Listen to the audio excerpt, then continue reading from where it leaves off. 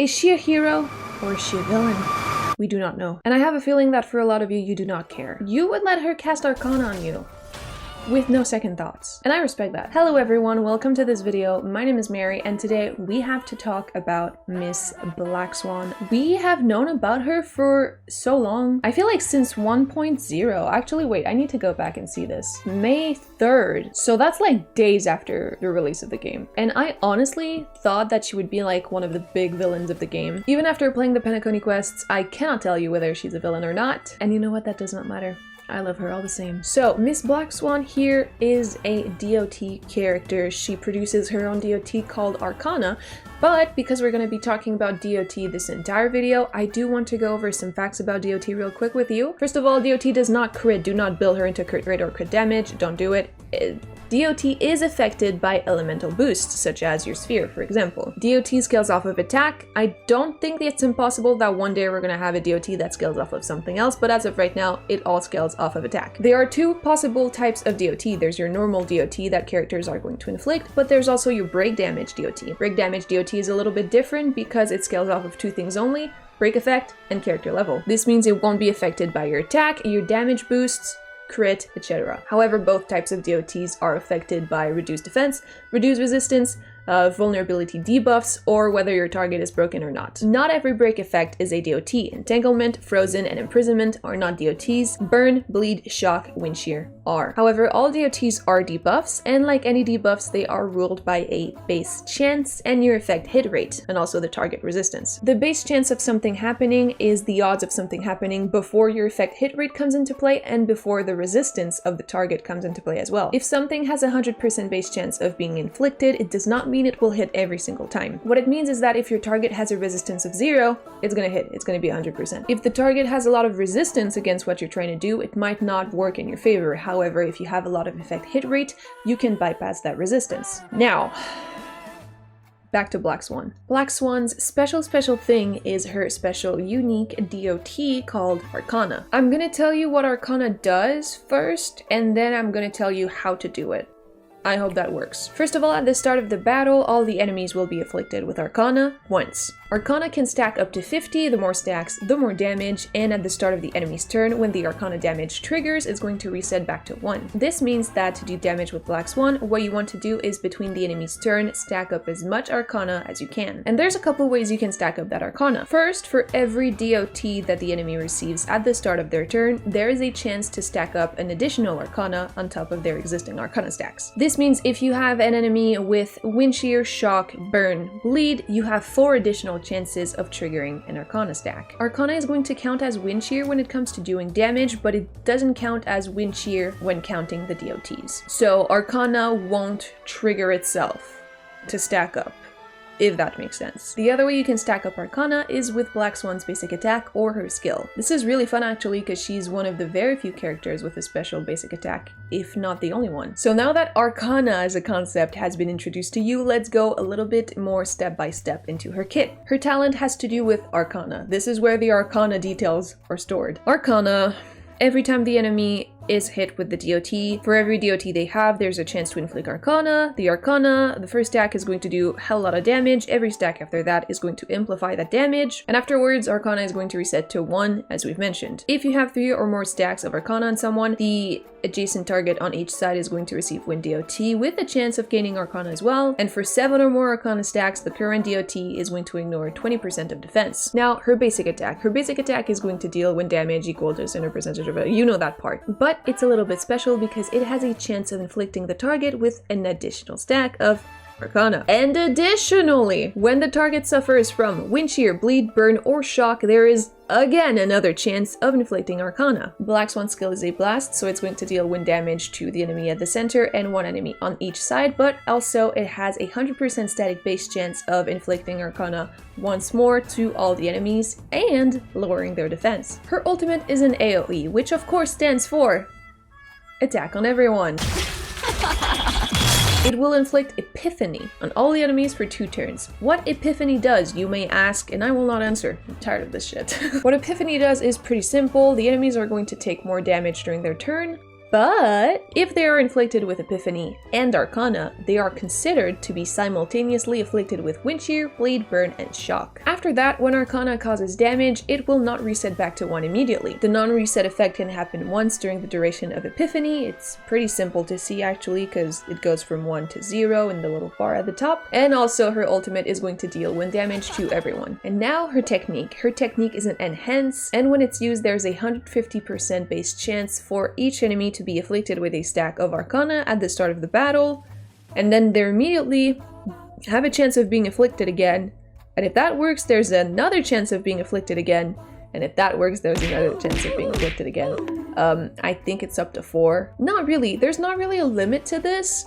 Reasonably, you shouldn't get much further than 4. Every time Arcana is successfully inflicted by the technique, the chance of it inflicting again will be reduced by 50, but it will keep going on until it fails. The leveling priority for her abilities are going to be Talent first, because this is where the Arcana damage comes from. Afterwards, you're going to go for her skill and a little bit of her ultimate. For every couple levels, you give her skill, give a couple to her ultimate. You know how it goes. Don't forget to give her basic attack the love, because it's also good. It also has good odds of triggering Arcana. And now onto her special traces. So this first little bonus ability here makes it so that when using her skill, if the target enemy has either Wind Shear, Bleed, Burn, or Shock, for every one of these DOTs that the enemy has, there's again a 65% base chance of inflicting another Arcana. So you have a lot of opportunities to inflict Arcana. Her other bonus ability here, at the start of the battle, there's a 65% chance that everyone will be given a stack of Arcana, so this is where everyone having Arcana at the start of the battle comes from. And this bonus ability also makes it so that every time the enemy target receives a DOT during a single attack by an ally, there is again a chance of adding Arcana on top of that. I think that what this means is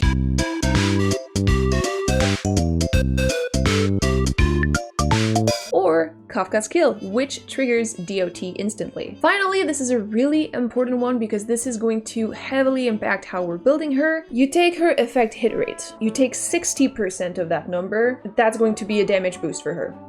Up to 72% damage boost. This means if you want the full 72% damage boost from this ability, you need an effect hit rate of 120%. And that's going to be one of her main goals when building her. In terms of light cones, obviously her signature Reforged Remembrance is going to be her best one. First of all, a lot of effect hit rate from this light cone, which is really good for us because that's not going to be the hardest part, but it's going to be a little bit tricky. Additionally, when attacking the enemy, if the enemy is inflicted with Wind Shear, Burn, Bleed, or Shock, the wearer of this light cone is going to gain stacks of Profit. Profit can stack up to 4 times, and in a single battle, only 1 stack of this buff can be granted per DOT. What does a stack of Profit do? It increases attack, and it allows for a little bit of defense ignore, which we kind of love. Very beautiful, breastingly boobily beautiful light cone. I don't want to look. It looks painful. A lot of good 4 stars for her, maybe even better than 5 stars, depending on the relics that you have. If you have Incessant Rain, it's also going to be a good one for her. But if you have Incessant Rain, you probably have Silverwolf, so figure that one out. The reason it's a good one is for the effect hit rate. More damage from either code is cool, but the important thing about this light cone is really going to be the effect hit rate. Other light cones that can help you boost the effect hit rate are going to be before the tutorial mission starts, which you hopefully have on S5, so that's going to be a really good one. But if you have this one, you might have it on Silverwolf. But good thing is you're not going to be using them together, so it's fine really. If you weren't here all the way back in 1.1 though, Eyes of the Prey is also going to be a good one for, again, the effect hit rate, but also the increase in DOT. I would say Eyes of the Prey is going to be, like, unironically better than a lot of the 5-star light cones. Literally just because of the effect hit rate. This is going to take, like, a lot of weight off of your relic gambling shoulders. In the Name of the World is going to be a good one as well because more damage to debuffed enemies. As we've said, DOT is a debuff, so it's going to be applied. Increasing attack, good for DOT damage. The effect hit rate for the skill is not particularly what we're looking for because we want our character to have effect hit rate for the damage boost, but this is still good, we still take it. Solitary Healing, not a bad choice, but not a great one for her. Honestly, like, you only get one of those, use it on someone else. If you do not have Eyes of the Prey, before the tutorial mission starts, Incessant Rain, you're gonna go for, in my humble opinion, and in this order, Good Night and Sleep Well, followed by It's Showtime, and finally, Fermata. Good Night and Sleep Well is gonna be good because The more debuffs, the more damage. It also applies to DOT. As we said, DOT is a debuff, so a lot of damage. Its showtime is also a good one for her. I suspect that it's kind of meant for her. If your effect hit rate is higher than 80%, increases attack by 20. We love that. If you don't have effect hit rate higher than 80%, go for something else, by the way. Finally, for Mata, not our greatest option, honestly, but it'll do. Increases break effect, which is like not the most necessary on her, but like we take it. And increases damage to enemies with shock or wind shear, which is going to be anyone she targets because of Arcana counting as wind shear. This is a lot, and I went in not the usual order I say these in, because really what I think is going to be important about her light cone is the effect hit rate. It's just gonna make building her a lot easier. Patience is all you need is not bad at all, but I feel like if you have this, you probably have Kafka, and you will be using both at the same time. So leave that on Kafka. We will meet again, and Resolution shines as pearls of sweat. Great light cones, but not for her. They're not gonna do much for her. And now it's time to give her clothes. The best relic kit for her is going to be 4-piece Prisoner in Deep Confinement. This is your go-to DOT character kit, but for her it's just really the best one. If you hate yourself and you do not want good things for yourself, but you still want decent things, you can go for the following arrangements of 2-piece sets. Prisoner of Deep Confinement or Musketeer of Wild Wheat, both do attack plus 12%. Pioneer Diver of Dead Waters, this is damage to debuff enemies plus 12%. Eagle of Twilight Line, increases wind damage by 10. Thief of Shooting Meteor or Watchmaker Master of Dream Machinations, both do break effect 16%. Only if you hate yourself. The others are just not as good as this one. Prisoner in Deep Confinement 4-piece is really gonna be the best thing for her. If you're early in the game, we now have new relics that are dropped when opening chests. Those relics are the Ash Blazing Grand Duke and Watchmaker Master of Dream Machinations. That's right, on Penacony when opening chests and I think doing puzzles. The relic rewards are going to be these 2 kits. So that's a little bit of variety, but we don't give a shit because those are not the ones that you need for Black Swan. And also, if you're early game, why are you in Penacony? Unfortunately for you, I don't have a 4-piece kit that you can really make the best of. However, I suggest Musketeer of Wild Wheat for the attack percentage and Thief of Shooting Meteor for a little bit of break effect. As usual, keep the farming for later. I'm assuming you know how to play this game by now. For planner ornaments, the only one we're really interested in is Pen Cosmic Commercial Enterprise. A little bit of effect hit rate, but also this is going to boost our attack based on effect hit rate up to 25%. So when you reach 100 effect hit rate, you have reached maximum bonus from this kit. Ideally, we're gonna get there, so this is a good one. If you want to use Firmament, Frontline Glamoth, Space Sealing Station, I won't stop you. I just think that this 10% is really useful, and in ideal conditions, you're gonna get very close to the entire 25% attack, if not the entire 25% attack, so in my eyes, this is better. And if you're early in the game, Space Sealing Station. And now, I have 3 little options for you, as always. Because I'm like that, I care about you. The first option is going to be for my early game peeps. For the light cone, I'm going from worst to better. You're gonna go for Hidden Shadow or Void. After that, maybe for Mata. And after that, any card that you have that gives effect hit rate. See, if you're early in the game, I'm assuming the worst for you. And only then do I go up in standards. For your relics, Musketeer 2-piece and Thief of Shooting Meteor 2-piece. This is going to be for attack percent and break effect. For planner ornaments, you're going to go with Space Sealing Station, and your body is going to be effect hit rate. Your boots are going to be speed or attack if you're lacking attack at this point. Your sphere is going to be wind damage, and your rope is going to be attack. This goes for all 3 options that I'm presenting to you right now. You don't need the energy regen rope on her. At that point, your next worries are going to be increasing her effect hit rate through substats and finding teammates for her. If you're early in the game, I don't particularly recommend her, unfortunately. I think you should grab her on a rerun later. Because she is not a standalone character, she really needs DOT teammates, and if you're early in the game, you just might have not pulled those yet. If you don't have Sempo, Gwenifens, or Val, or even Luca, I don't really recommend going for her, unfortunately. If you're early in the game, I would really recommend that you focus on more like standalone type DPS that you can kind of put with everybody that don't really rely on a precise team setup. Option 2 is going to be, what do you do if you don't have her light cone? The first 2 light cone you can use for an easy build is going to be Eyes of the Prey or Before the Tutorial Mission Starts. After that, we're gonna go for Prisoner of Deep Confinement 4-piece for the attack and the defense ignore when debuffed. Planner ornaments are gonna be Pen Cosmic Commercial Enterprise for the effect hit rate and the attack buff. Body Yadi Yadi is going to be effect hit rate. Boots are going to be speed,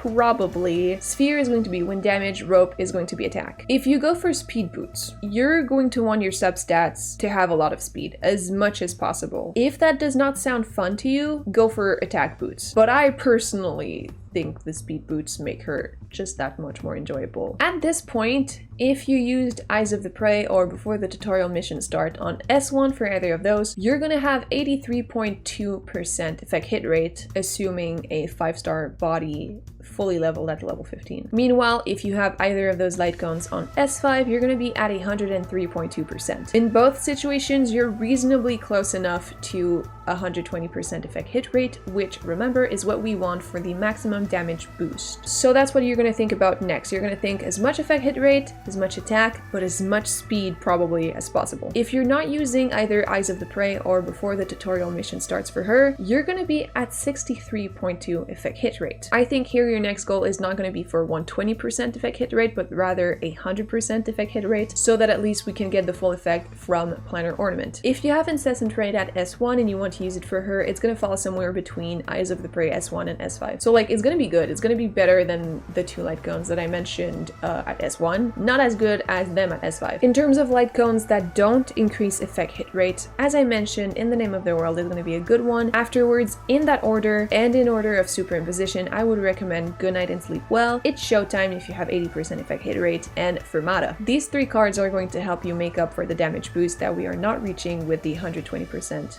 if we don't get there. And finally, option 3, you have her light cone. Congratulations, I'm really happy for you. Light cone is going to be Reforged Remembrance, obviously. Her relics is the same thing, Prisoner in Deep Confinement for Peace. Planar Ornaments, same thing, Pan Cosmic Commercial Enterprise. Body, boots, sphere, rope, same thing. Effect hit rate, speed, wind damage, attack. If you have her light cone, I kind of really recommend that you go all in for the speed here, just because in the substat, you're not gonna need as much effect hit rate, so you can really focus on speed and you're gonna have like quite the monster. Your effect hit rate here is going to be at 103.2 if you have her light cone. So this means that 1, you're going to get the bonus attack from the Planar Ornament set. 2, you only need 17% of effect hit rate from your substats, which is quite easy. It honestly, oddly easy to get there. At this point, your only worries are as much speed as you humanly can and attack, and a little bit of effect hit rate. Everyone say hi to my E6 Luca. He's level 20. He's naked. As far as DOT characters that are going to be good with her, this is the roster we're looking at. Gwynaifen is going to be good for further defense shred, and she's going to be good for burn. Serval is going to be good for shock. That's her whole thing, but she also does great damage, I think. Luca is going to be great for bleed, of course, and whatever Luca does. Sampo now is the special guy here. His ultimate is going to increase DOT damage, which is great. However, he does wind shear DOT. If this is what the team is looking like here and you only have 2 spots for DOT characters, you're going to benefit more from having characters that are not wind. This is because there are certain instances where Arcana is going to count itself as a wind shear and ignore any other wind shear that is present. There are some instances where Arcana does not count itself, such as when triggering a DOT. Because the Arcana triggers at the end, it doesn't count as a wind shear triggering, so it's not going to count and it's not going to add on to itself. So at that moment, having Sampo's wind shear is going to count, but any other moment won't. So you're better off with a fire, physical, or lightning DOT character here to take Sampo's place. I like to use Fushuan for solo sustain. However, if it's not cutting it and you really need to bring a healer, I put Japard here, but it could also be Fushuan. If you need to bring a healer, however, I suggest you go for Bailu, Huohuo, or the upcoming character Gallagher. And if we ever get a physical healer, count them in as well. Locha or Lynx, for example, here, or if we had Ice Eel, I forgot Natasha! I suggest you go for Huohuo, Bailu, Natasha, or the upcoming character Gallagher. This is because these characters, when they are going to do a weakness break, they are going to inflict a DOT. A break DOT, but a DOT nonetheless. So that's better than nothing. And this also goes for whatever preservation characters we get in the future. We're getting Aventurine soon, so that does not fucking count. Finally, the other lady of the hour, Kafka. This is Black Swan. Female, wind character. Name that starts with a B, Black Swan, okay? This is a really good duo. If you have Kafka, I feel like you kind of just don't need another DOT character. Like this is done. The matchup is done. Every time Kafka is going to trigger Arcana DOT, it's going to add on to Arcana because it's going to count as a wind shear DOT. So it's going to rack up the stacks of Arcana. This is just a really great duo, and as I haven't tried it myself, I can't quite go into the details of how it works and why it's great, but this is good.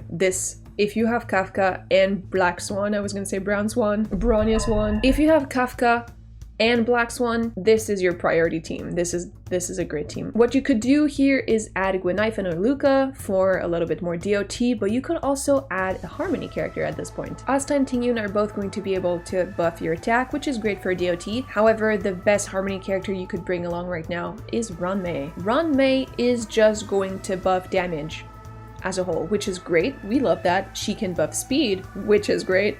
We love that. Branya unfortunately is not going to be useful at all here. Her skill is going to increase attack, however it's only for one turn, and that's the turn where her ally acts after her when she lends them their turn. So the attack buff is not going to last until the enemy's turn where the DOT is going to be triggered. So really it's not going to help. And her ultimate increases crit. You know what doesn't crit? DOT. If you have this duo over here, you can use one of your other two spaces for a sustainer and the last remaining space either for a healer, for Harmony, or for a Nihility character that is neither wind nor lightning. Should you go for her E1 or her light cone? Her E1 is going to make it that when she is on the field, enemies that have wind shear, bleed, burn, or shock will have their corresponding wind, physical, fire, or lightning resistance reduced by 25%, which is a lot. However, legit, just for the effect hit rate, her light cone is going to be better. We've been over what her light cone does, but I think that removing some of the weight